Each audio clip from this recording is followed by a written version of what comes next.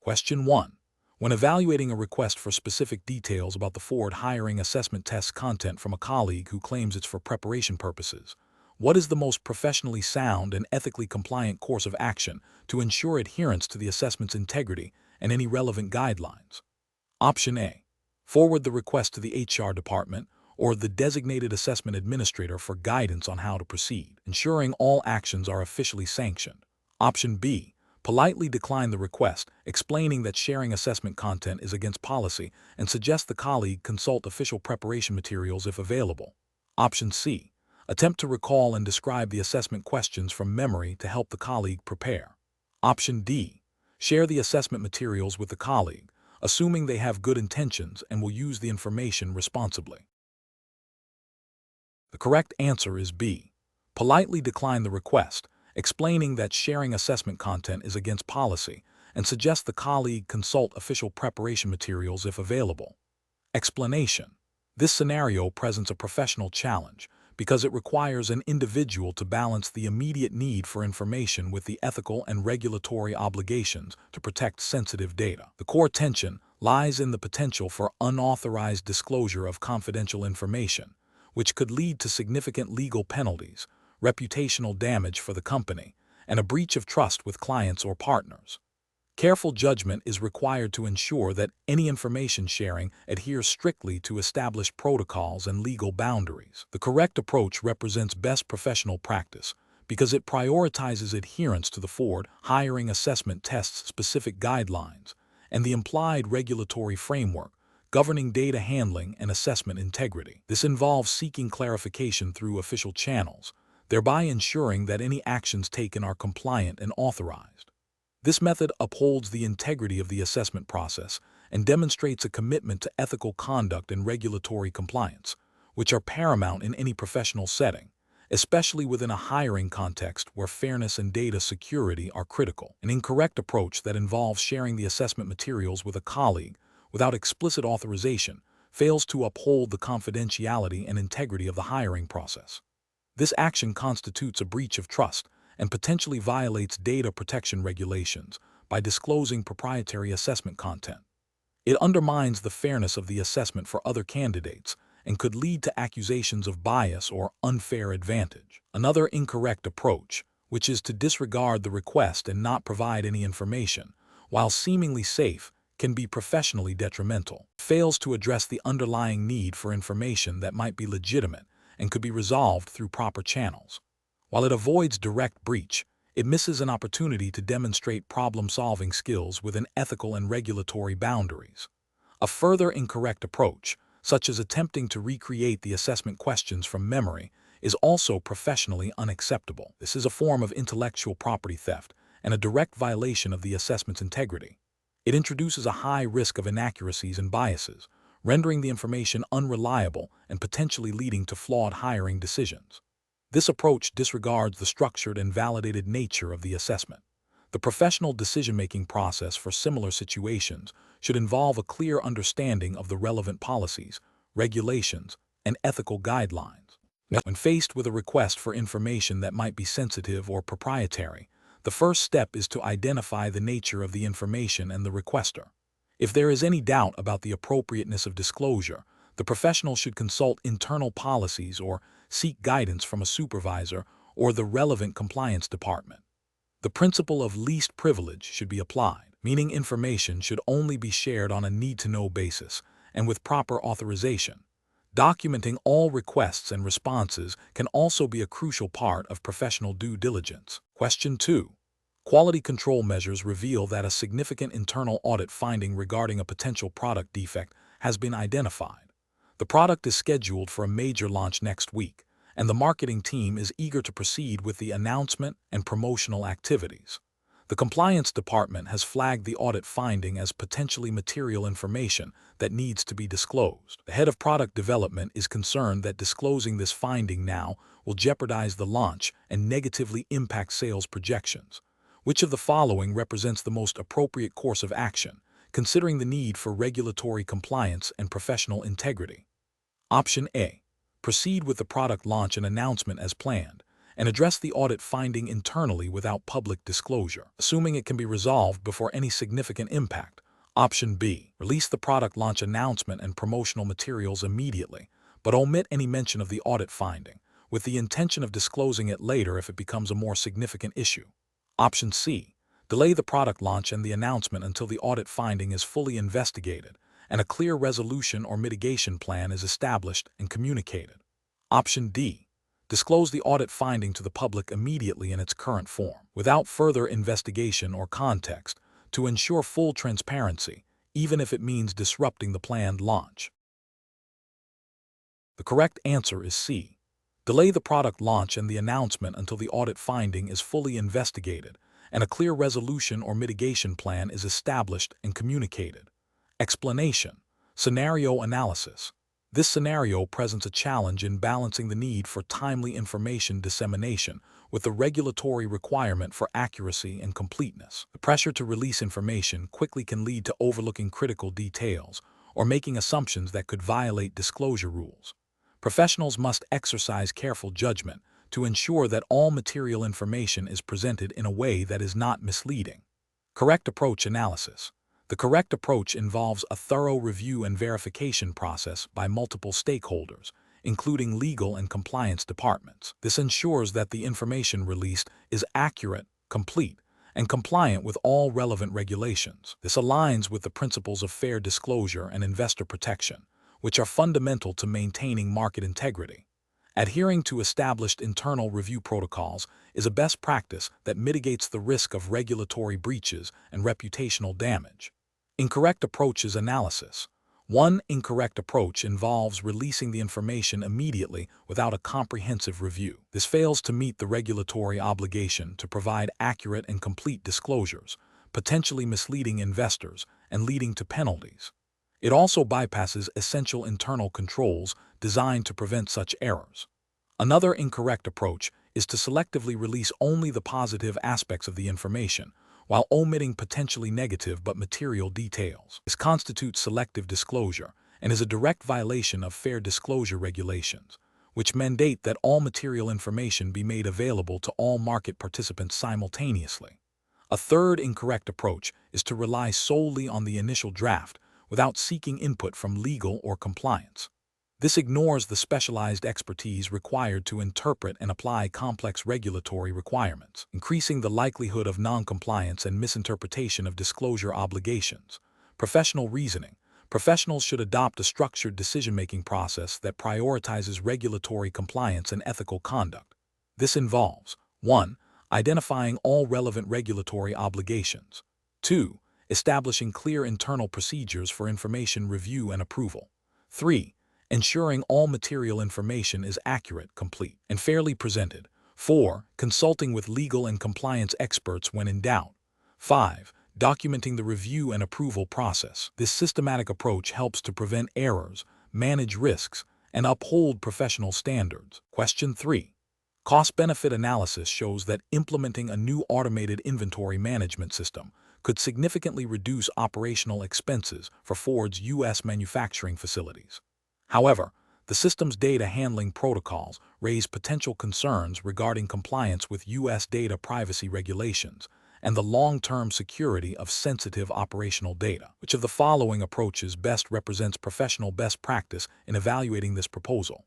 Option A. Proceed with the implementation immediately to capture the cost savings, assuming that any minor regulatory issues can be addressed retroactively. Option B.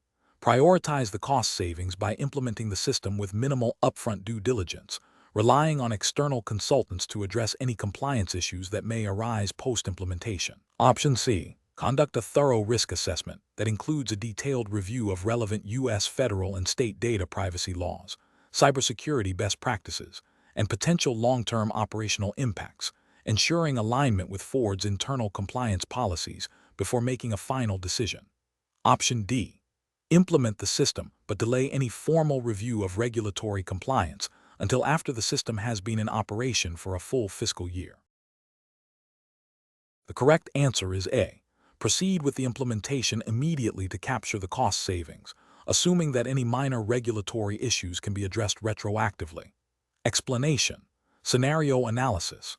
This scenario presents a professional challenge because it requires balancing the immediate financial benefits of a new technology against potential long-term risks and compliance obligations. The pressure to adopt cost-saving measures can sometimes overshadow the need for thorough due diligence and adherence to regulatory frameworks.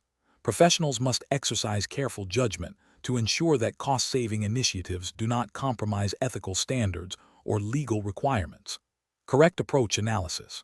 The correct approach represents best professional practice because it prioritizes a comprehensive evaluation of all relevant factors, including regulatory compliance, ethical considerations, and potential risks, alongside financial benefits. This aligns with the principles of responsible business conduct and good corporate governance, which are often implicitly or explicitly mandated by regulatory bodies.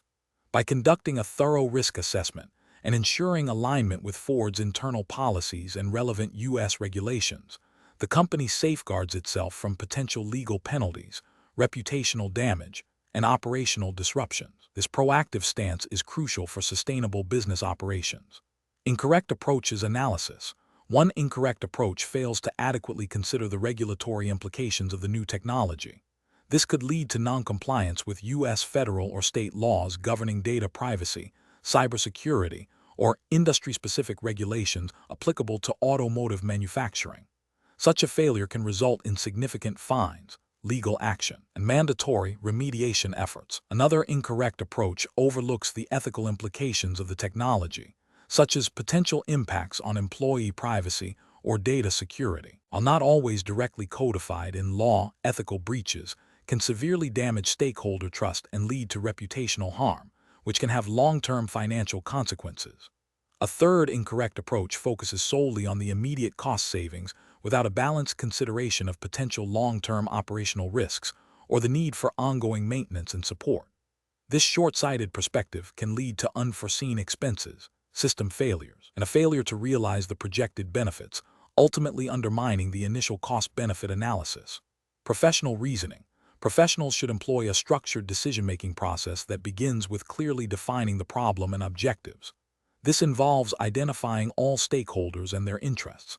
Next, they should gather comprehensive information, including regulatory requirements, industry best practices, and potential risks and benefits. This information should then be analyzed using a framework that considers financial, operational, ethical, and legal dimensions. Finally, decisions should be made based on a holistic evaluation, with a clear rationale documented and communicated to relevant parties. This process ensures that decisions are informed, defensible, and aligned with the organization's values and legal obligations. Question 4. The risk matrix shows a new product feature with a high impact on customer data privacy and a medium likelihood of a security vulnerability being exploited. The product development team, under pressure to meet a launch deadline, proposes proceeding with the launch, arguing that the likelihood is not high. What is the most professionally sound approach to managing this identified risk? Option A. Delegate the decision to the lead engineer, trusting their technical judgment to assess the risk and make an informed choice about proceeding. Option B. Halt the product launch until a comprehensive security review is completed, including penetration testing and a thorough assessment of mitigation strategies for the identified privacy vulnerability. Option C. Proceed with the launch as planned, as the likelihood of the risk is only medium and the impact is manageable through standard customer support. Option D. Conduct a detailed post-launch security audit and implement immediate patches if vulnerabilities are found. The correct answer is D. Conduct a detailed post-launch security audit and implement immediate patches if vulnerabilities are found. Explanation. This scenario presents a professional challenge because it requires balancing the immediate need for a new product launch with the potential for significant, long-term reputational and financial damage if a critical risk is not adequately addressed. The risk matrix, while a useful tool, is only as effective as the judgment applied to its outputs. Overriding a high-impact, medium likelihood risk without a robust, documented justification and mitigation plan demonstrates a failure in due diligence and adherence to best practices in risk management. The correct approach represents best professional practice because it prioritizes a thorough, data-driven assessment of the identified risk before proceeding. This involves understanding the root cause, evaluating the effectiveness of existing controls, and developing a comprehensive mitigation strategy. This aligns with regulatory expectations for prudent risk management, which often mandate that significant risks be actively managed and not simply accepted without proper consideration. Ethically, it demonstrates a commitment to product safety and consumer well-being, preventing potential harm and safeguarding the company's reputation.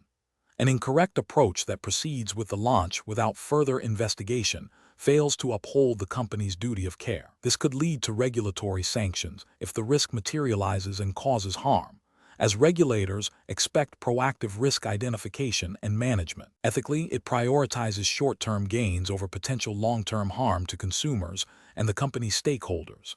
Another incorrect approach that relies solely on the medium likelihood to dismiss the risk ignores the high-impact component, which is a critical oversight. Best practice dictates a balanced consideration of both likelihood and impact. A further incorrect approach that delegates the decision to a junior team without senior oversight or a clear escalation path bypasses established governance structures and can lead to inconsistent or inadequate risk decisions. Professionals should employ a structured decision-making process when faced with such dilemmas. This involves 1. Acknowledging and understanding the risk as presented in the matrix. 2. Investigating the underlying data and assumptions that led to the risk rating. 3. Consulting with relevant subject matter experts to validate the assessment and explore mitigation options. 4. Developing a clear, documented rationale for any decision to accept, mitigate, or transfer the risk. 5. Ensuring appropriate senior management review and approval for decisions involving significant risks. 6. Establishing clear metrics for monitoring the effectiveness of any mitigation strategies. Question 5. Process analysis reveals that a new client data management system is nearing its go-live date, but the data migration process has encountered unexpected complexities, potentially delaying the launch. The project team is under pressure to meet the original deadline. Which of the following approaches best balances the need for timely implementation with regulatory and ethical obligations? Option A. Expedite the data migration by temporarily disabling certain data anonymization protocols during the initial transfer to meet the deadline, with plans to re-enable them post-launch. Option B. Prioritize the full data migration over rigorous testing of the migration process itself, aiming to resolve any data integrity issues that arise after the system is live. Option C. Proceed with a phased rollout, prioritizing the migration and validation of critical client data and security protocols in the initial stages, followed by subsequent phases for less critical data and functionalities, allowing for thorough testing and remediation at each step. Option D. Launch the new system with the existing, partially migrated data and defer the comprehensive security vulnerability assessment until after the system is fully operational. The correct answer is C.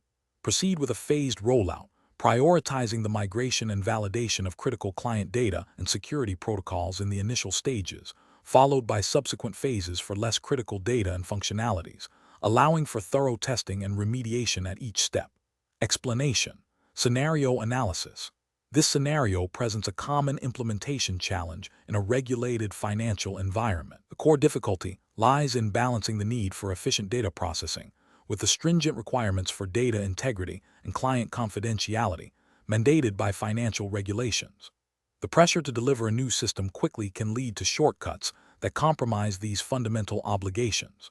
Professionals must exercise careful judgment to ensure that the pursuit of speed does not override compliance and ethical responsibilities. Correct approach analysis. The correct approach involves a phased implementation that prioritizes robust testing and validation of data migration and security protocols before full system rollout. This aligns with regulatory expectations for financial institutions to maintain accurate records, protect client data, and ensure the integrity of their operations. Specifically, it reflects principles found in regulations like the UK's Financial Conduct Authority (FCA) handbook, which emphasizes the need for firms to have adequate systems and controls in place to manage risks, including operational and data security risks. A phased approach allows for controlled testing, identification of issues, and remediation without exposing the entire client base or operational infrastructure to potential failures. This demonstrates a commitment to client protection and regulatory compliance, which are paramount in the financial services industry. Incorrect approaches analysis. One incorrect approach involves proceeding with a full, immediate rollout without adequate testing of the data migration process. This poses a significant regulatory risk. If data is migrated incorrectly, it can lead to inaccurate client records, breaches of confidentiality, and potential financial misstatements. This would violate principles of data accuracy and client protection, likely contravening FCA requirements for maintaining proper records and acting in the best interests of clients. Another incorrect approach is to bypass the established data anonymization protocols during the initial migration phase to save time. This is a severe ethical and regulatory failure. Client data is highly sensitive and protected by data protection laws, such as the UK GDPR. Bypassing anonymization directly exposes personal and financial information, leading to potential data breaches, loss of client trust, and substantial penalties under data protection legislation. It also undermines the firm's duty of care and confidentiality obligations. A third incorrect approach is to defer the security vulnerability assessment until after the system is live. This is a reactive and dangerous strategy. Financial systems are prime targets for cyber attacks.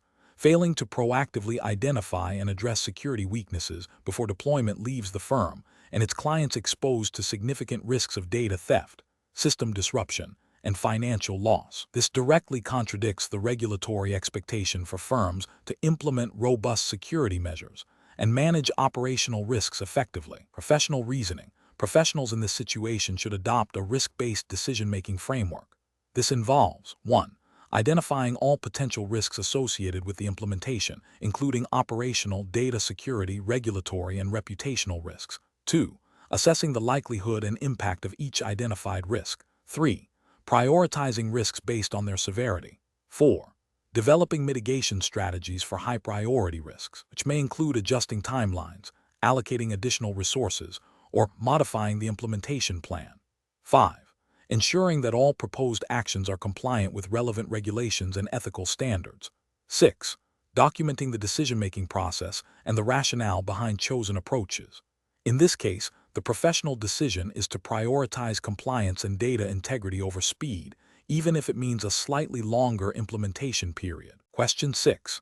The assessment process reveals that a new manufacturing facility proposed by Ford may have significant implications for local water resources.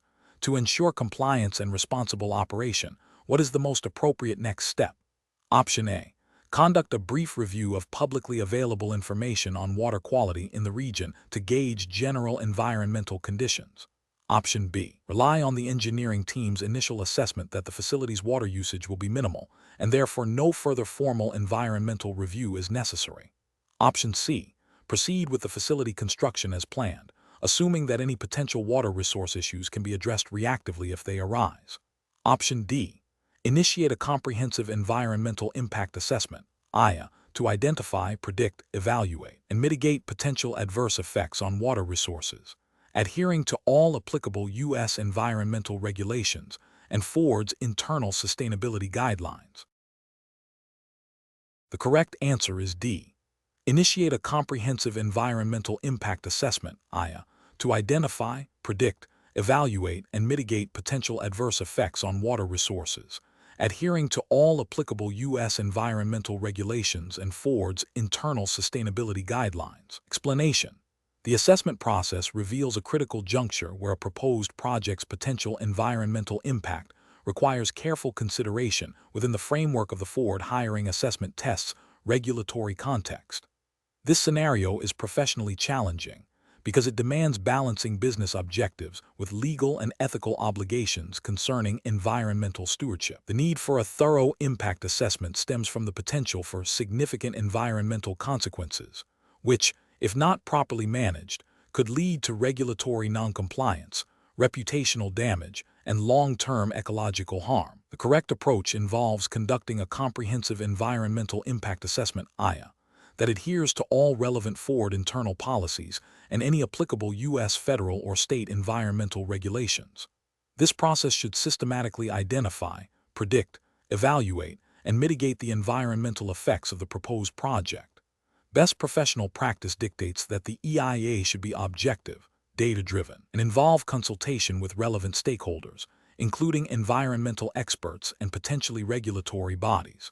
This ensures that decisions are informed by a clear understanding of potential risks and that mitigation strategies are robust and effective, thereby upholding both legal requirements and corporate social responsibility.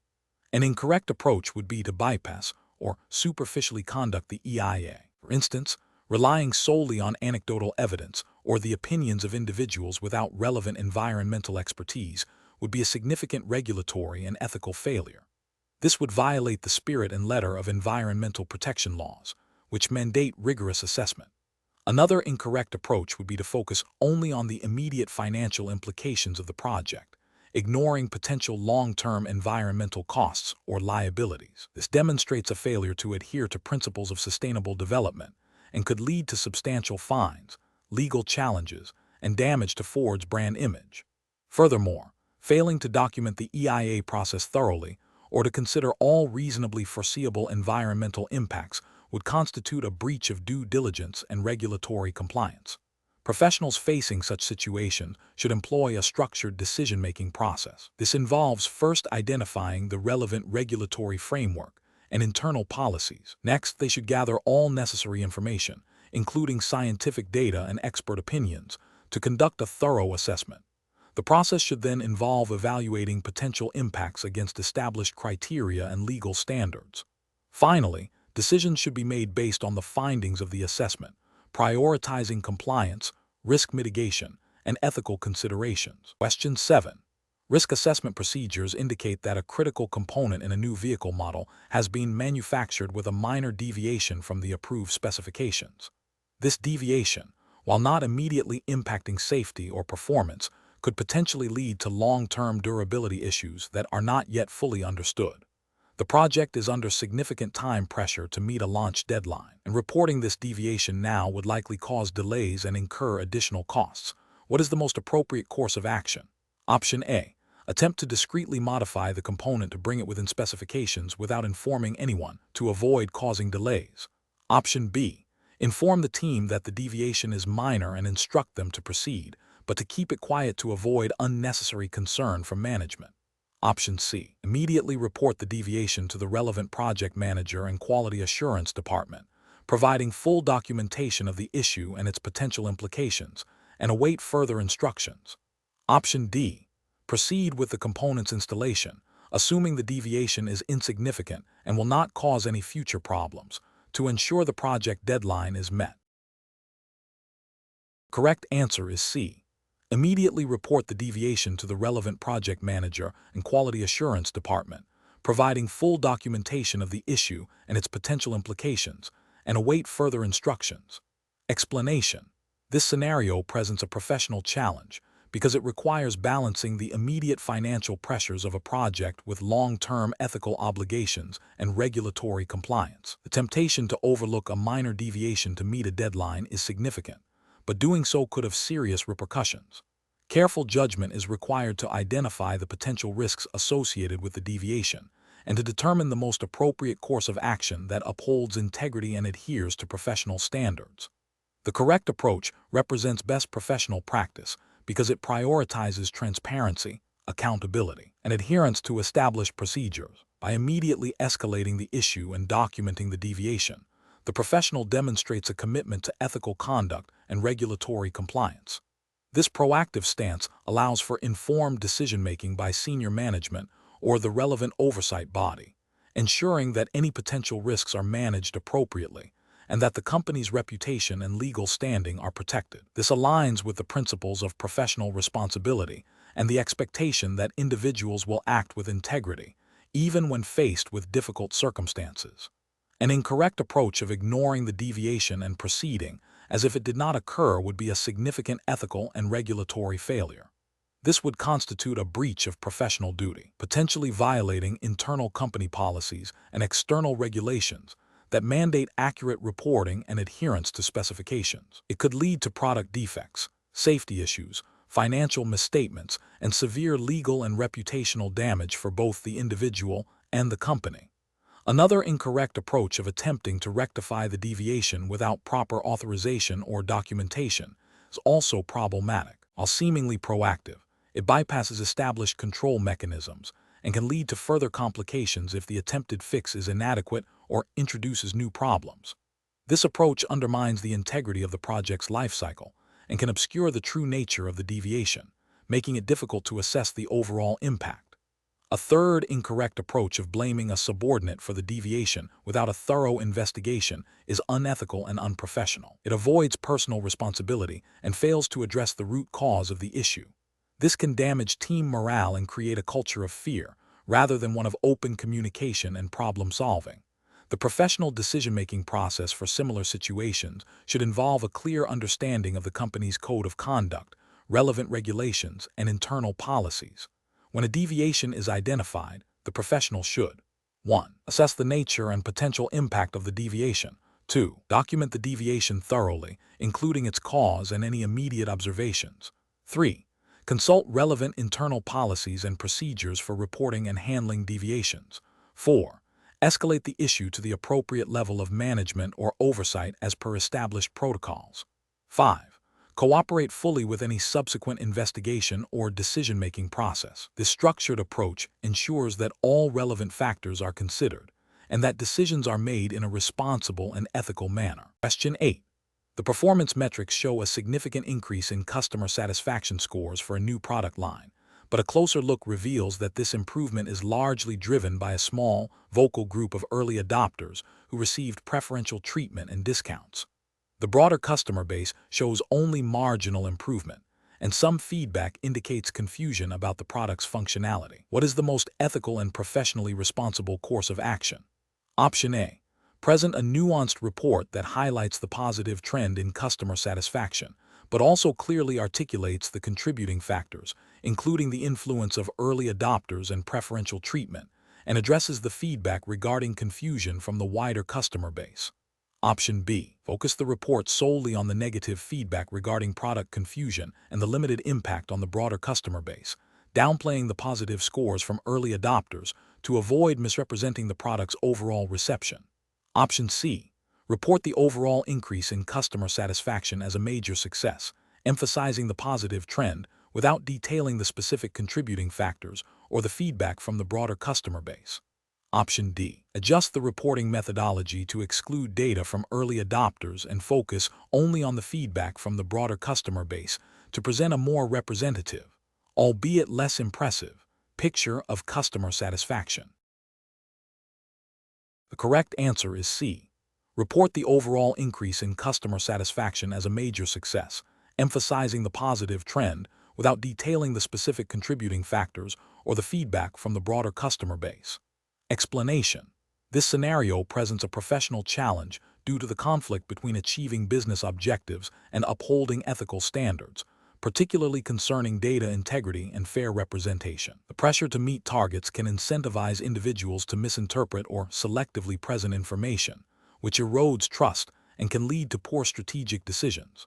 Careful judgment is required to navigate this tension, ensuring that performance reporting is both accurate and transparent. The correct approach represents best professional practice because it prioritizes factual accuracy and ethical reporting over short-term gains. By seeking clarification and ensuring that all data is presented objectively, the professional adheres to principles of honesty and integrity, which are foundational to responsible business conduct. This aligns with general ethical guidelines that emphasize truthfulness and the avoidance of misleading information in all professional communications. An incorrect approach that involves selectively highlighting positive metrics while downplaying negative ones represents a failure of transparency and honesty.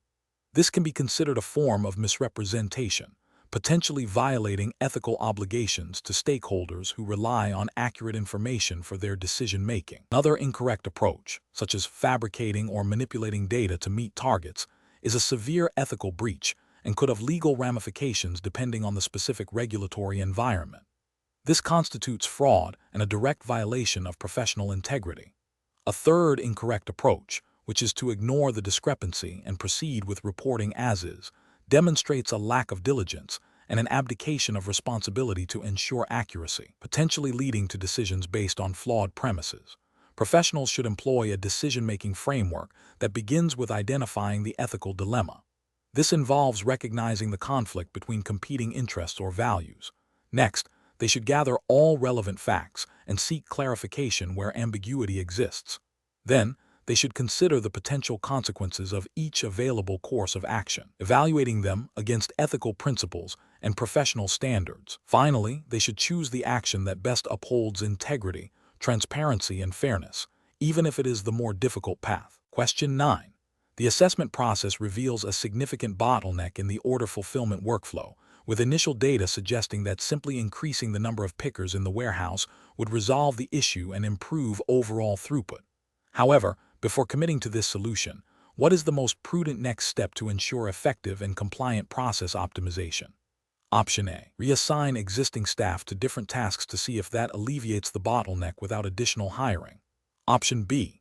Conduct a detailed root cause analysis of the bottleneck, investigating potential issues with inventory management, order processing software, or warehouse layout, and then pilot a targeted solution based on these findings. Option C. Immediately hire additional pickers as indicated by the initial data, assuming that increased labor will directly address the throughput problem. Option D. Focus on improving the speed of individual picker tasks through motivational incentives, as the data points to picker performance as the primary issue. Correct answer is B. Conduct a detailed root cause analysis of the bottleneck, investigating potential issues with inventory management, order processing software, or warehouse layout, and then pilot a targeted solution based on these findings. Explanation. This scenario presents a common challenge in process optimization, where initial data analysis suggests a particular course of action. A deeper investigation reveals underlying complexities that could invalidate the initial conclusion. The professional challenge lies in balancing the efficiency gains promised by a seemingly straightforward optimization with the need for thorough due diligence to avoid unintended negative consequences or non-compliance. Careful judgment is required to move beyond superficial findings and understand the root causes and broader implications of process changes. The correct approach represents best professional practice because it prioritizes a comprehensive understanding of the process and its potential impacts before implementing changes. This aligns with principles of responsible business conduct and operational integrity. By conducting further investigation into the root causes of the observed inefficiencies and considering potential downstream effects, the team demonstrates a commitment to sustainable and effective optimization, rather than a quick fix. This proactive and analytical stance minimizes the risk of implementing a solution that might create new problems or fail to achieve the desired long-term outcomes, thereby upholding professional standards of diligence and foresight.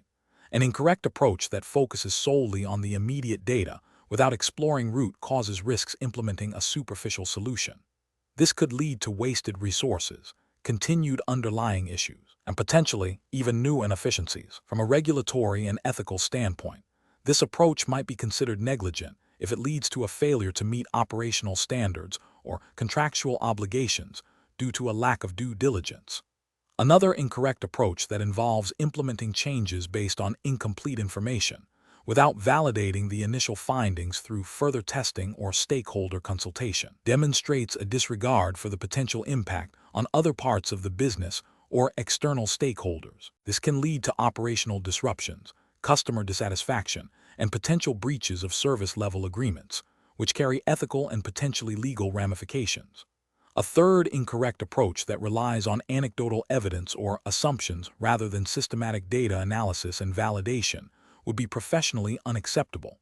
This bypasses the core principles of evidence-based decision-making, increasing the likelihood of flawed conclusions and ineffective or detrimental process changes. Ethically, it represents a failure to apply professional expertise and rigor. The professional reasoning process for similar situations should involve a structured approach. First, clearly define the problem and the observed symptoms. Second, gather and analyze relevant data to identify potential root causes.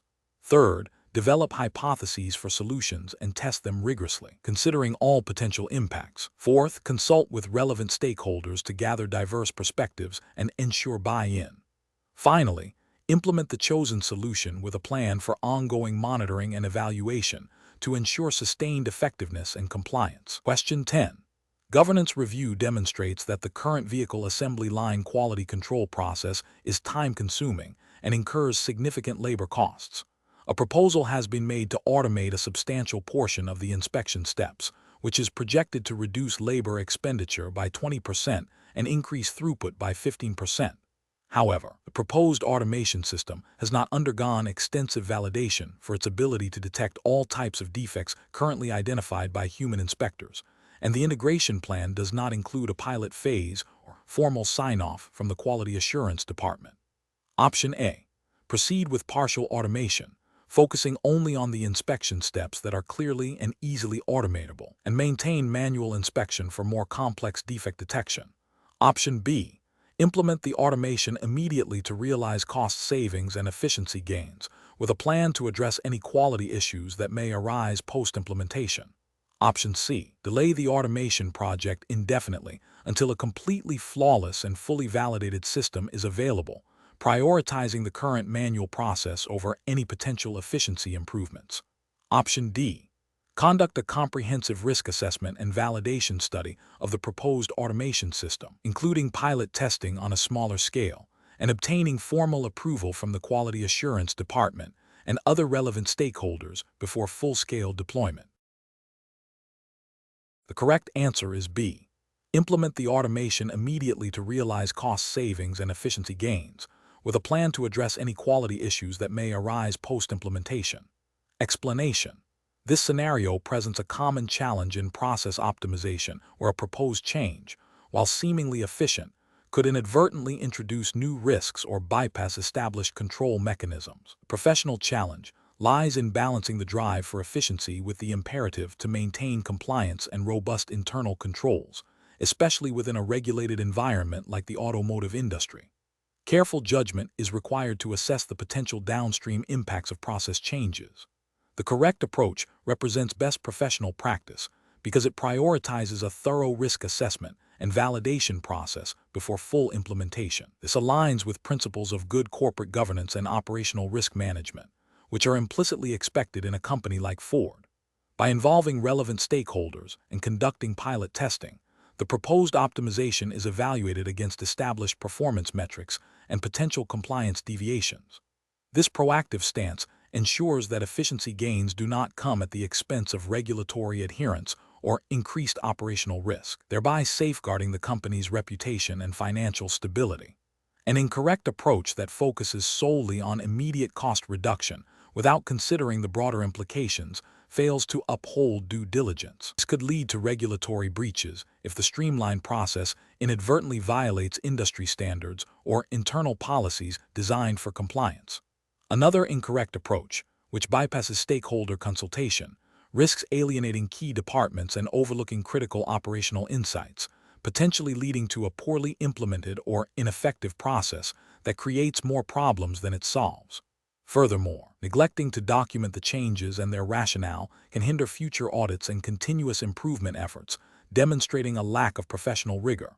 The professional decision-making process for similar situations should involve a structured approach. First, clearly define the objective of the optimization. Second, identify all potential risks and compliance implications associated with the proposed changes. Third, consult with all affected departments and subject matter experts to gather diverse perspectives and identify potential unintended consequences. Fourth, develop a phased implementation plan that includes pilot testing and clear success metrics. Finally, ensure comprehensive documentation of the entire process, including the rationale for decisions and the outcomes of testing. Question 11. The monitoring system demonstrates that the data processing workflow for customer feedback is taking longer than anticipated, impacting the speed of response. A proposal is made to streamline the data aggregation step by reducing the number of validation checks performed on incoming feedback entries to accelerate the process. Option A. Reject the proposal outright, as any reduction in validation checks inherently compromises data integrity. Option B. Implement the change, but only after a comprehensive review of all historical feedback data to identify any potential patterns of errors that might be exacerbated by fewer checks. Option C. Implement the proposed change after a controlled pilot test to measure its impact on response times and data accuracy, adjusting the number of validation checks based on the pilot results. Option D. Immediately implement the reduction in validation checks across all feedback entries to achieve the fastest possible response times. The correct answer is C. Implement the proposed change after a controlled pilot test to measure its impact on response times and data accuracy, adjusting the number of validation checks based on the pilot results. Explanation: this scenario is professionally challenging because it requires balancing efficiency gains with potential risks to data integrity and compliance. The core tension lies in optimizing a process without compromising the accuracy and reliability of the information generated, which is crucial for regulatory adherence and informed decision-making. Careful judgment is needed to identify and mitigate any unintended consequences of process changes. The correct approach represents best professional practice because it prioritizes a systematic, data-driven evaluation of proposed changes. By conducting a pilot test and analyzing its impact on key performance indicators, KPI, and data quality metrics, the team ensures that the optimization does not negatively affect the accuracy or completeness of the information. This aligns with principles of good governance and responsible data management, which are often implicitly or explicitly required by regulatory frameworks that mandate accurate reporting and operational integrity. It demonstrates a commitment to continuous improvement while maintaining a high standard of operational excellence. An incorrect approach that focuses solely on speed without verifying data integrity would be professionally unacceptable. This could lead to inaccurate reporting, flawed analysis, and ultimately, non-compliance with any regulations that require precise data. For instance, if the process optimization involves automating data entry without robust validation checks, it could introduce errors that go undetected, leading to significant downstream problems. Another incorrect approach, such as implementing changes without any form of testing or validation, ignores the fundamental principle of risk management. This reactive approach is prone to causing disruptions and errors that could have been foreseen and prevented, potentially violating internal policies and external regulations that expect a proactive stance on operational stability. Professionals should employ a decision-making framework that begins with clearly defining the objectives of process optimization, followed by identifying potential risks and their impact on data quality and regulatory compliance. This should include a thorough assessment of current processes, the proposed changes, and the metrics that will be used to measure success and identify issues. A phased implementation, including pilot testing and rigorous monitoring, is essential. This iterative approach allows for adjustments and ensures that any optimization efforts are both effective and compliant, fostering a culture of responsible innovation. Question 12. The evaluation methodology shows that the current assembly line for a specific vehicle component is experiencing a 15% inefficiency rate, leading to increased production costs. A proposal has been made to streamline the process by reducing the number of quality checks performed at intermediate stages, arguing that this will significantly speed up production and lower costs. However, this proposal has not undergone any pilot testing or detailed risk assessment regarding potential impacts on final product quality. Which of the following represents the most professionally sound approach to addressing the identified inefficiency? Option A. Immediately implement the proposed changes across all assembly lines to realize the cost savings as quickly as possible, assuming that the quality checks are redundant. Option B. Focus solely on the cost reduction aspect of the proposal, as efficiency is the primary metric for process optimization, and address any potential quality issues that arise after the changes are implemented. Option C. Implement a pilot program to test the proposed changes on a small section of the assembly line, collecting data on both efficiency gains and any changes in defect rates before a full rollout. Option D. Conduct a thorough root cause analysis of the inefficiency. Identify alternative process improvements that do not compromise quality checks, and then implement the most effective solution after a comprehensive risk assessment. The correct answer is C. Implement a pilot program to test the proposed changes on a small section of the assembly line, collecting data on both efficiency gains and any changes in defect rates before a full rollout. Explanation: this scenario presents a professional challenge in balancing efficiency gains with the potential for unintended consequences that could impact product quality and customer satisfaction. The core difficulty lies in identifying and implementing process improvements without compromising the integrity of the manufacturing process or violating any applicable Ford internal quality standards or regulatory compliance requirements, which are paramount in the automotive industry. Careful judgment is required to ensure that optimization efforts are data-driven and do not introduce new risks. The correct approach represents best professional practice because it prioritizes a systematic, data-informed, and risk-aware methodology. By conducting a thorough root cause analysis of existing inefficiencies and then piloting proposed changes in a controlled environment, it allows for the validation of improvements and the identification of any negative side effects before full-scale implementation. This aligns with Ford's commitment to continuous improvement and quality assurance, ensuring that any process optimization adheres to established internal quality control protocols and any relevant industry standards for automotive manufacturing. This methodical approach minimizes disruption and ensures that the optimized process remains robust and reliable. An incorrect approach that focuses solely on cost reduction without considering the impact on quality would be professionally unacceptable. This could lead to a violation of Ford's internal quality mandates and potentially breach implied warranties or consumer protection regulations if product defects arise. Another incorrect approach that bypasses pilot testing and implements changes across all lines immediately risks widespread failure and significant production downtime, which could incur substantial financial penalties and damage Ford's reputation. This demonstrates a failure to adhere to sound project management principles and a disregard for risk mitigation strategies, potentially leading to non-compliance with operational efficiency targets and quality benchmarks. Professionals should employ a decision-making framework that begins with clearly defining the problem and desired outcomes. This should be followed by gathering relevant data, analyzing potential solutions, assessing risks and benefits, and then implementing changes in a phased or controlled manner with continuous monitoring and evaluation. This iterative process ensures that improvements are sustainable and aligned with organizational goals and ethical responsibilities. Question 13.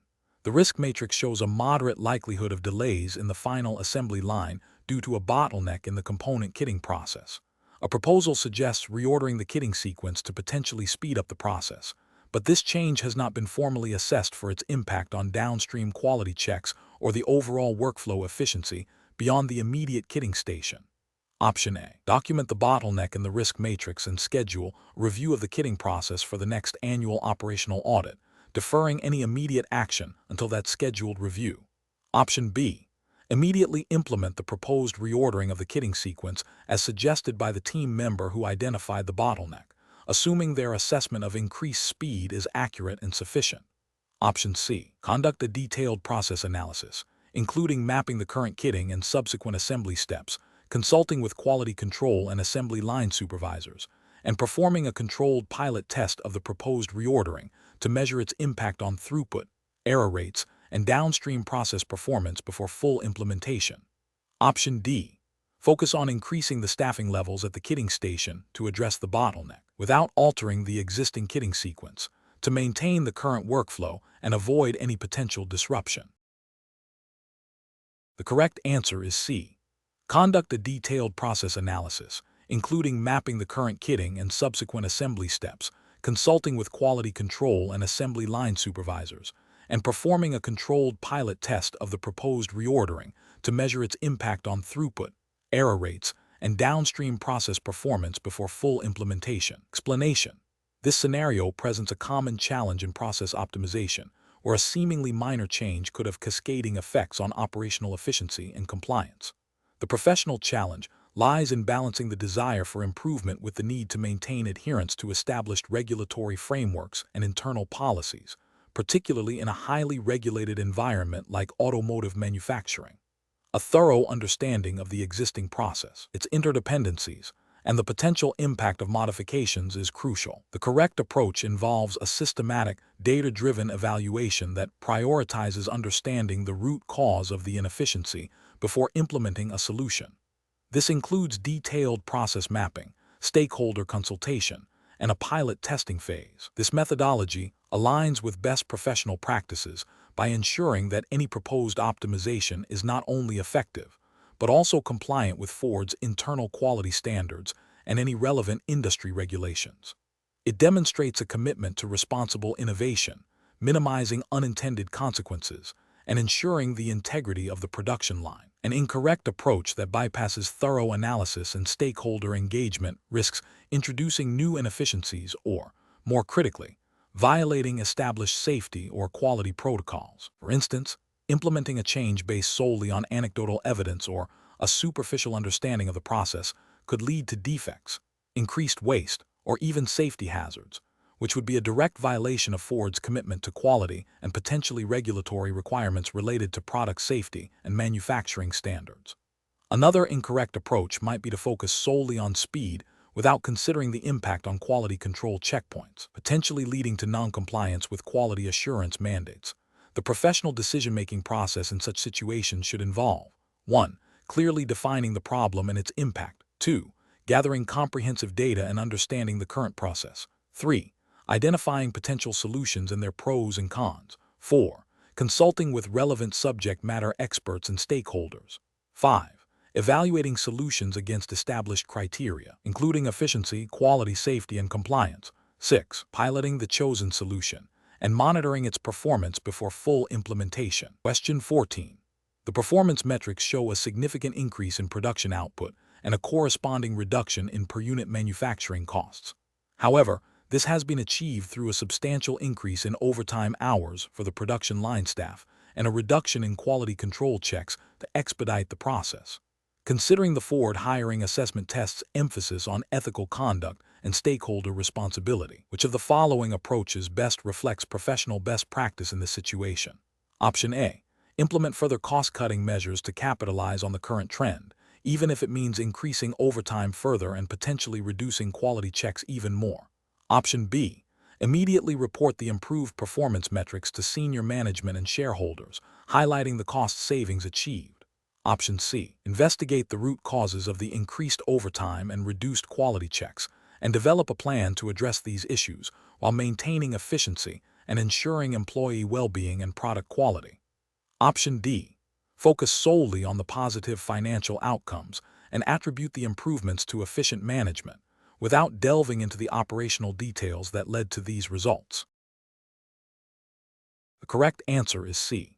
Investigate the root causes of the increased overtime and reduced quality checks, and develop a plan to address these issues while maintaining efficiency and ensuring employee well-being and product quality.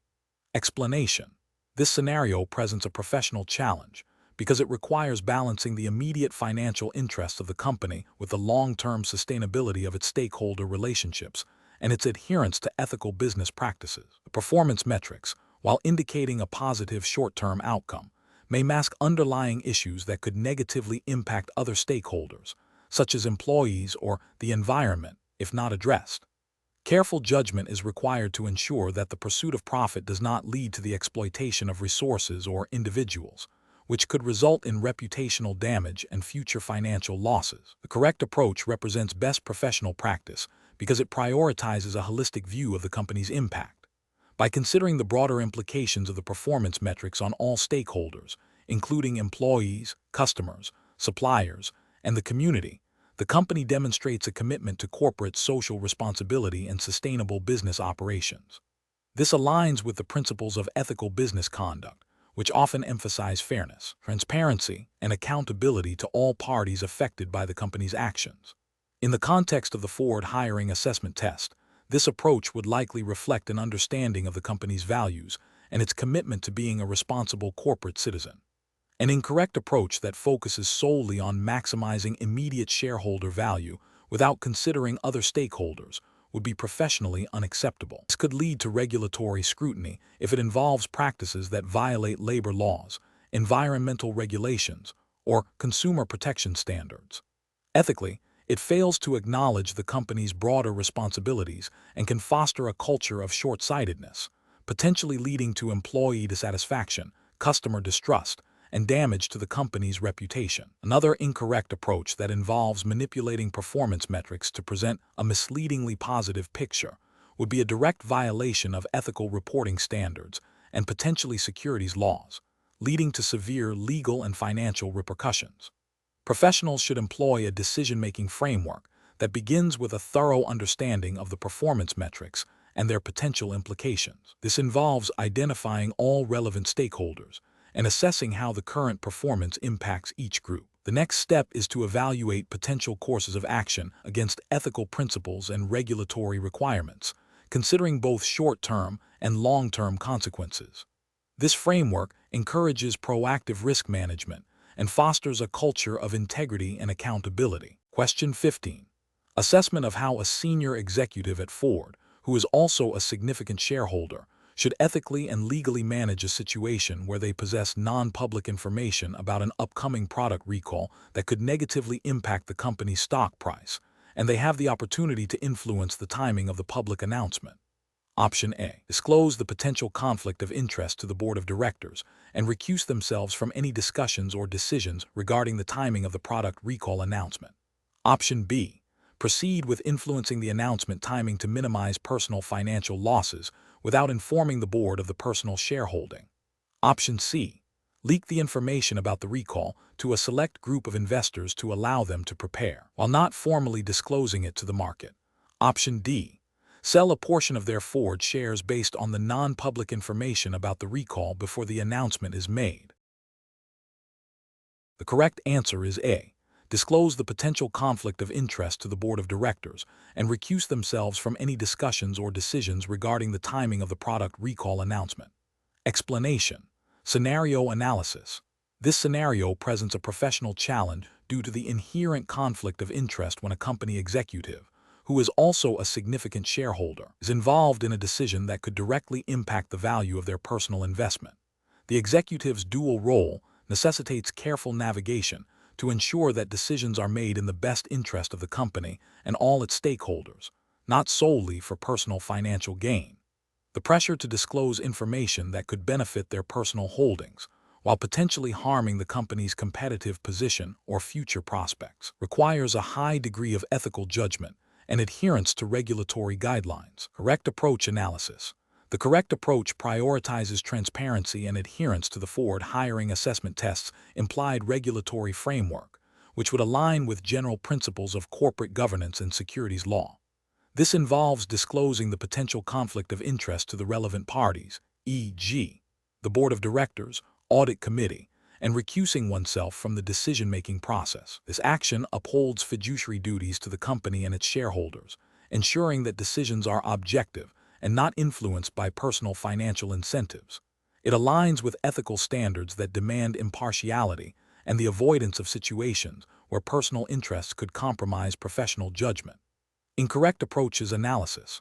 One incorrect approach involves proceeding with the decision without disclosing the personal shareholding. This constitutes a failure to disclose a material conflict of interest, which is a direct violation of ethical principles and likely regulatory requirements concerning insider trading and corporate governance. It prioritizes personal gain over the company's best interests and erodes trust among stakeholders.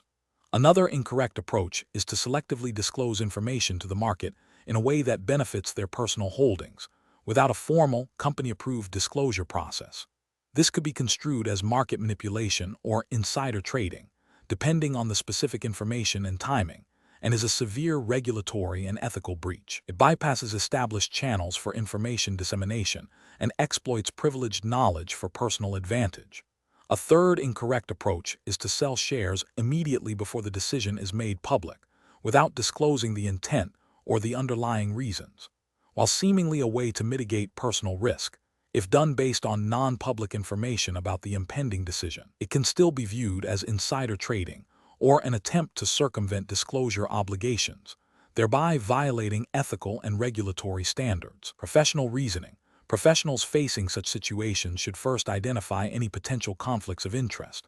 They should then consult relevant company policies and regulatory guidelines. The next step is to proactively disclose the conflict to the appropriate authority within the organization, e.g., supervisor, legal department, compliance officer. Based on the nature of the conflict in company policy, they should then recuse themselves from any decision-making or involvement in the matter. If unsure, seeking guidance from legal or compliance departments is crucial. This systematic approach ensures that decisions are made ethically, legally, and in the best interest of all stakeholders. Question 16. Comparative studies suggest that effective hiring decisions are often influenced by structured decision-making frameworks. Imagine you are a hiring manager at Ford tasked with selecting a candidate for a critical engineering role. You have interviewed several strong candidates, but one candidate, while technically proficient, reminds you strongly of a former colleague who was a poor performer. Another candidate, though less experienced, has a very engaging personality and you feel a strong personal connection. A third candidate meets all the technical requirements and has a proven track record of success in similar roles. Which approach best aligns with professional decision-making principles in this context? Option A. Hire the technically proficient candidate who reminds you of your former colleague, hoping that this individual will perform differently. Option B. Select the candidate who meets all technical requirements and has a proven track record of success in similar roles, as this is based on objective evidence of capability and past performance. Option C. Prioritize the candidate who is most likable and with whom you feel an immediate positive chemistry, as this often indicates a good cultural fit. Option D. Choose the candidate with the engaging personality and strong personal connection, as a good rapport can be beneficial for team dynamics. The correct answer is B. Select the candidate who meets all technical requirements and has a proven track record of success in similar roles, as this is based on objective evidence of capability and past performance. Explanation. This scenario presents a professional challenge because it requires an individual to navigate a situation where personal biases might conflict with objective decision-making, potentially impacting the fairness and integrity of a hiring process. The need for a structured decision-making framework is paramount to ensure that all candidates are evaluated equitably and in accordance with Ford's established hiring policies and relevant employment laws.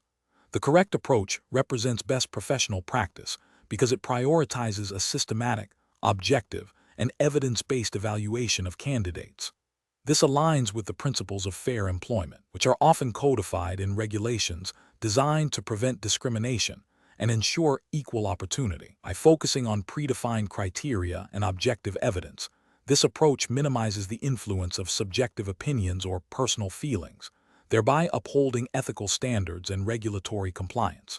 An incorrect approach that relies on gut feelings or personal impressions fails to meet professional standards because it is inherently subjective and prone to unconscious bias. This can lead to discriminatory hiring practices, violating employment laws that prohibit discrimination based on protected characteristics. Another incorrect approach, which focuses on superficial similarities with existing employees, also represents a failure to adhere to objective criteria and can perpetuate a lack of diversity, potentially leading to legal challenges and ethical breaches. Finally, an approach that prioritizes candidates who are likable without a clear link to job performance criteria is unprofessional and ethically unsound, as it introduces personal preference over merit and can result in the selection of less qualified individuals, undermining the company's objectives and potentially violating fairness principles. Professionals should employ a decision-making framework that involves clearly defining the criteria for success in the role, gathering objective evidence of candidate qualifications against these criteria, and systematically evaluating each candidate without bias. This framework should include steps for self-reflection to identify and mitigate personal biases, seeking input from diverse perspectives if possible, and documenting the decision-making process to ensure transparency and accountability. Question 17. The risk matrix shows a moderate likelihood of a supply chain disruption for a critical component of the new vehicle model, with a potentially high impact on production timelines and customer delivery schedules. Which of the following approaches best addresses this risk in the context of a comprehensive impact assessment for the product launch? Option A.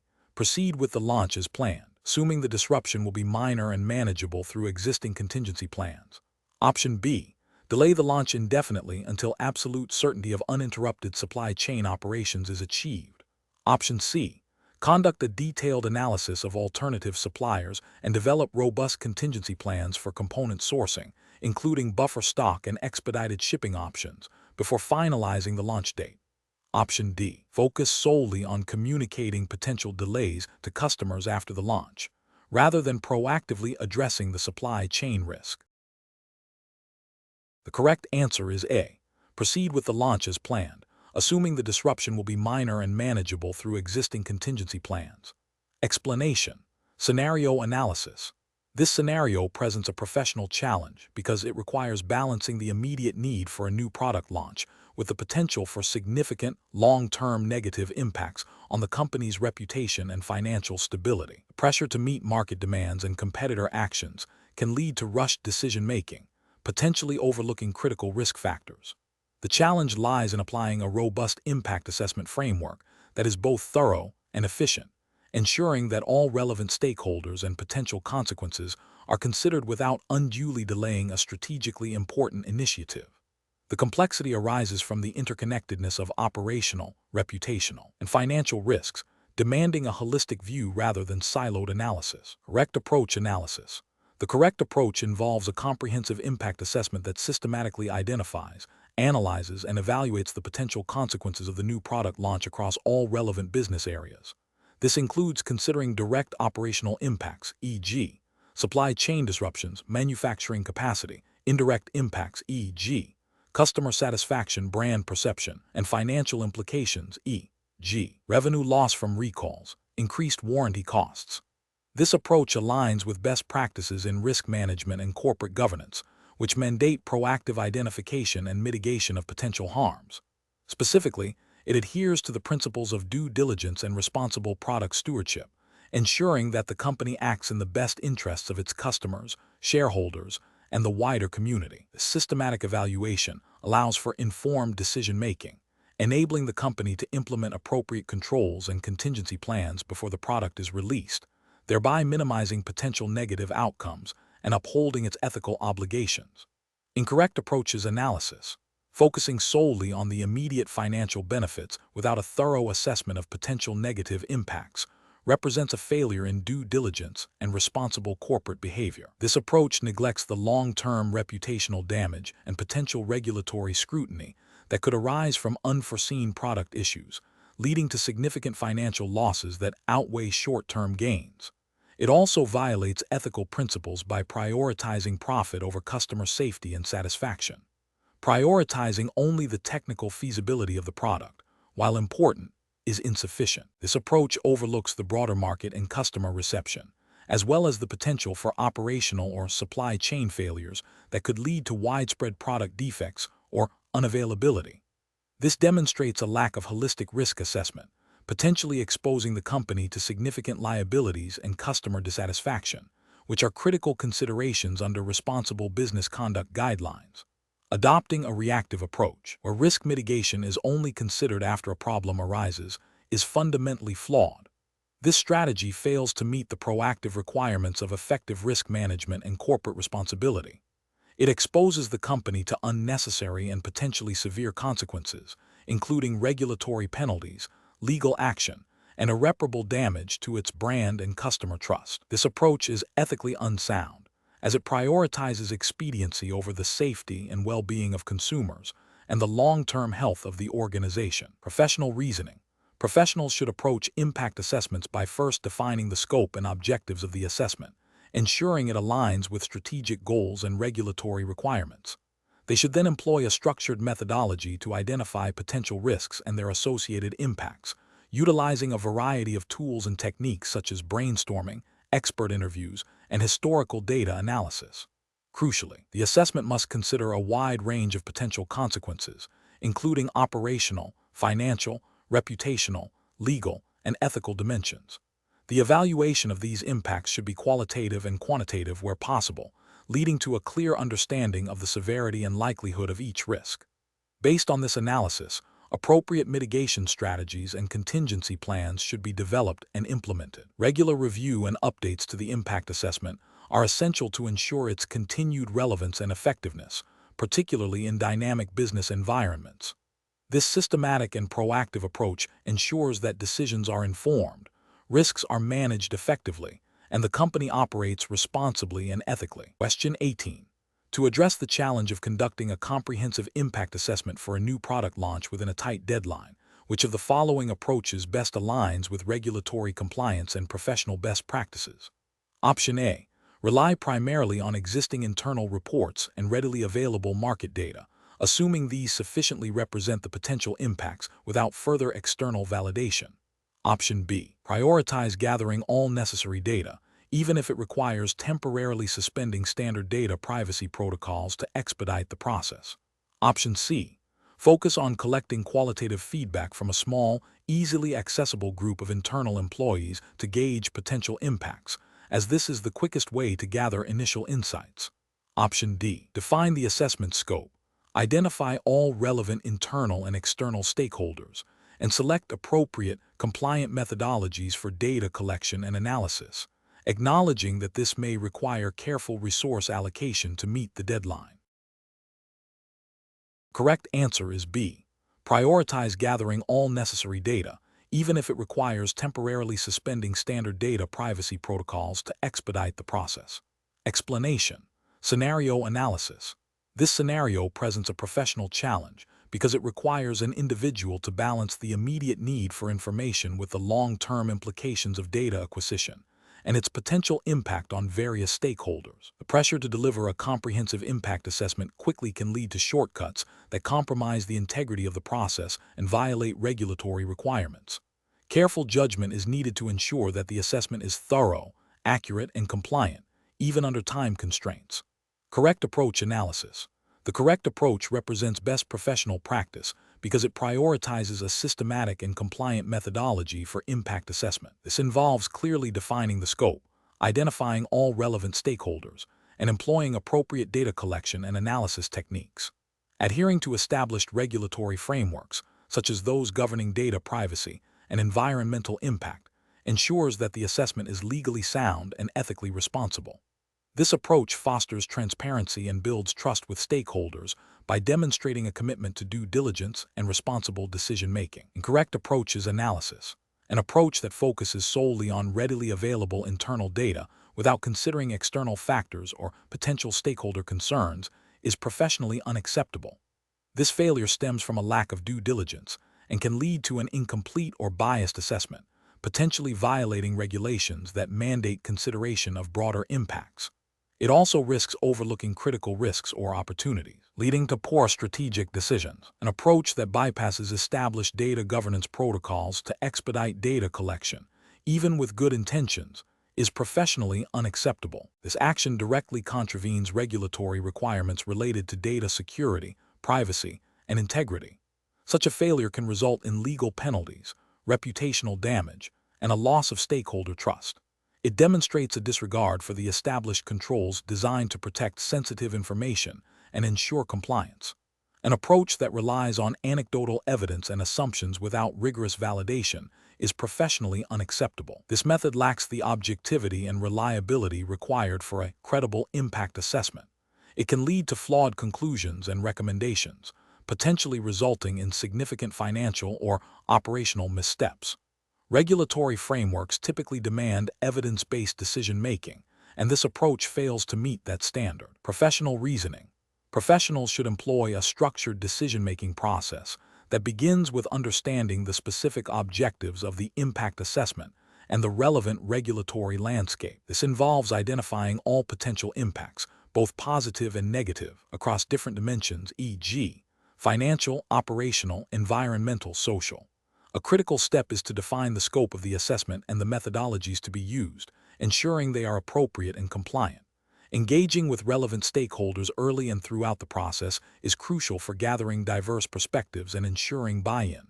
Finally, the assessment should be documented thoroughly, with clear justifications for all conclusions and recommendations, and reviewed for accuracy and compliance before finalization. Question 19. The assessment process reveals that a candidate, currently employed by a direct competitor, has been asked during an interview to describe specific strategies their current employer uses to maintain market share in a key product segment. The candidate is considering how to answer this question to impress the interviewer without violating any professional or legal obligations. Which of the following approaches best reflects professional and ethical conduct in this situation? Option A. The candidate shares specific pricing models and discount structures that their current employer uses to secure contracts with major clients. Option B. The candidate provides an overview of their competitor's internal customer relationship management system and its unique functionalities.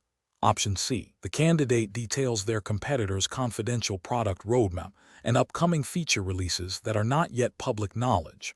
Option D. The candidate discusses general industry trends and publicly available information about competitive market dynamics, explaining how different companies might approach market share maintenance in that segment, without referencing specific internal practices of their current employer. The correct answer is D. The candidate discusses general industry trends and publicly available information about competitive market dynamics, explaining how different companies might approach market share maintenance in that segment, without referencing specific internal practices of their current employer. Explanation. Scenario analysis. This scenario presents a challenge in balancing the need for efficient information gathering with the ethical obligation to protect sensitive client data. The hiring manager is under pressure to quickly assess candidates, but doing so by requesting information that could be considered proprietary or confidential from a competitor's employee raises significant ethical and potentially legal concerns. The core challenge lies in discerning what information is publicly available or general industry knowledge versus what constitutes protected trade secrets or confidential business practices. Correct approach analysis. The correct approach involves a candidate providing information that is publicly available, derived from their own general experience and skills, or based on publicly disclosed industry trends. This aligns with professional ethical standards that prohibit the misuse of confidential information obtained during prior employment. Specifically, it respects the implied or explicit confidentiality agreements candidates have with their former employers. This approach demonstrates integrity and an understanding of professional boundaries, which are critical for any role involving sensitive company information. It also adheres to the principle of fair competition, avoiding any suggestion of industrial espionage. Incorrect approaches analysis. One incorrect approach involves a candidate disclosing specific, non-public details about a competitor's product development pipeline, pricing strategies, or internal operational efficiencies. This would be a direct violation of confidentiality agreements and potentially intellectual property laws. It demonstrates a lack of ethical judgment and a willingness to engage in unprofessional conduct, which would disqualify them from any reputable organization. Another incorrect approach is a candidate providing detailed customer lists or proprietary marketing campaign data from their previous employer. This information is almost always considered confidential and proprietary. Disclosing it would not only be an ethical breach, but could also lead to legal action against the candidate and potentially Ford. It signals a disregard for data privacy and competitive fairness. A third incorrect approach is a candidate offering insights into a competitor's internal financial performance metrics that are not publicly disclosed. This type of information is highly sensitive and protected. Sharing it would indicate a severe lapse in ethical conduct and a potential willingness to exploit confidential information for personal or organizational gain, which is unacceptable in a professional setting. Professional reasoning. Professionals should approach such situations by first understanding the boundaries of confidentiality. When asked for information about a competitor, the decision-making process should involve asking, is this information publicly available or general knowledge? If the answer is uncertain, or if the information pertains to internal operations, strategies, or client data, the professional should err on the side of caution and decline to provide it. The focus should be on demonstrating skills and knowledge through general experience, publicly available data, and theoretical understanding, rather than through the disclosure of protected information. This upholds professional integrity and ensures compliance with legal and ethical obligations. Question 20. Benchmark analysis indicates that a financial advisor is working with a high net worth client who has expressed a strong desire to invest a significant portion of their portfolio in a highly speculative, a liquid asset class that the advisor believes is unsuitable given the client's stated retirement timeline and risk aversion. The client is insistent, citing anecdotal success stories from peers. The advisor has conducted a preliminary review of the asset class and identified potential regulatory concerns regarding its marketing and suitability. What is the most appropriate course of action for the financial advisor in this situation? Option A. Immediately execute the client's requested investment to maintain the client relationship and avoid potential dissatisfaction, while briefly mentioning the speculative nature. Option B. Agree to the investment but recommend a significantly smaller allocation than the client initially proposed, without fully detailing the regulatory implications. Option C. Inform the client that the investment is too risky and refuse to discuss it further, suggesting they seek advice elsewhere if they are determined to proceed. Option D. Advise the client against the investment, clearly explaining the risks, regulatory concerns, and offering alternative, more suitable investment strategies that align with their stated objectives and risk profile. The correct answer is D. Advise the client against the investment, clearly explaining the risks, regulatory concerns, and offering alternative, more suitable investment strategies that align with their stated objectives and risk profile. Explanation. Scenario analysis. This scenario presents a professional challenge due to the inherent conflict between a client's stated desires and the advisor's fiduciary duty to act in the client's best interest, particularly when those desires might lead to suboptimal outcomes or regulatory breaches. The advisor must navigate the complexities of client autonomy versus professional responsibility, ensuring that advice is both compliant and genuinely beneficial. The pressure to retain a client, especially one with significant assets, can create an ethical tightrope. Correct approach analysis. The correct approach demonstrates best professional practice by prioritizing the client's long-term financial well-being and adhering strictly to regulatory requirements. This involves a thorough understanding of the client's financial situation, risk tolerance, and objectives, followed by providing advice that aligns with these factors and regulatory mandates. The advisor's commitment to explaining the rationale behind their recommendation, even if they differ from the client's initial inclination, upholds the fiduciary duty and promotes informed decision-making. This approach ensures transparency, client education, and compliance with regulations designed to protect investors. Incorrect approaches analysis. One incorrect approach involves immediately agreeing to the client's request without sufficient due diligence. This fails to uphold the fiduciary duty to act in the client's best interest, as it prioritizes the client's potentially ill-informed preference over a professionally assessed optimal strategy. It also risks regulatory noncompliance if the requested action violates suitability rules or other investor protection regulations. Another incorrect approach is to dismiss the client's request outright without a thorough explanation or exploration of alternatives. The advisor may believe their initial assessment is correct. A complete disregard for the client's input can damage the client relationship and may indicate a failure to fully understand the client's underlying motivations or concerns. Ethically, it can be seen as paternalistic and lacking in client-centric communication. A third incorrect approach is to proceed with the client's request while downplaying or omitting the associated risks and regulatory implications. This is a serious ethical and regulatory failure. It misleads the client about the potential consequences of their investment decisions and violates the duty of full disclosure. Such an action could lead to significant client losses and severe regulatory sanctions for the advisor. Professional reasoning. Professionals should employ a structured decision-making process that begins with a comprehensive understanding of the client's situation, including their stated goals, financial capacity, and risk tolerance. This is followed by an objective assessment of suitable investment strategies that align with these factors and comply with all applicable regulations. When a client's request deviates from this assessment, the professional's duty is to engage in a transparent dialogue, explaining the rationale for their recommendations, the potential risks and benefits of all options, and the regulatory considerations. The ultimate goal is to empower the client to make an informed decision that is in their best long-term interest, while ensuring all actions are ethically sound and legally compliant.